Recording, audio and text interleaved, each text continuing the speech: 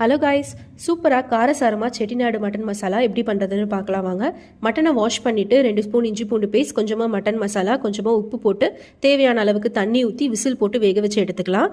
இப்போ மசாலாவுக்கு 2 ஸ்பூன் மல்லி, 2 ஸ்பூன் ஜீரகம், 2 ஸ்பூன் சோம்பு, 2 ஸ்பூன் மிளகு, 2 வரமிளகு ஆட் பண்ணி கொஞ்சம் நேரம் ட்ரையாக வறுத்துட்டு நல்லெண்ணெய் ஊற்றி ஒரு 10லேருந்து 15 சின்ன வெங்காயம் ஆட் பண்ணிக்கலாம். இப்போ ஒரு கடாயில் எண்ணெய் விட்டு பட்டை, கிராம்பு, பிரியாணி இலை, கொஞ்சமாக சோம்பு ஆட் பண்ணிக்கோங்க. சோம்பு வெடிச்சதும் சின்ன வெங்காயம் பொடியாக கட் பண்ணி வச்சுருக்கேன், அதையும் ஆட் பண்ணிக்கலாம். சின்ன வெங்காயம் யூஸ் பண்ணுங்க, அப்பதான் டேஸ்ட் நல்லா இருக்கும். வெங்காயம் வதங்கினதும் இஞ்சி பூண்டு பேஸ்ட் ஆட் பண்ணி மிக்ஸ் பண்ணி விட்டுக்கோங்க. 2 பெரிய சைஸ் தக்காளி ஆட் பண்ணிக்கலாம். கொஞ்ச நேரம் தக்காளி நல்லா வதங்கினதும் அப்புறமா கொஞ்சமா மட்டன் மசாலா ஆட் பண்ணி நல்லா மிக்ஸ் பண்ணி விட்டுக்கோங்க.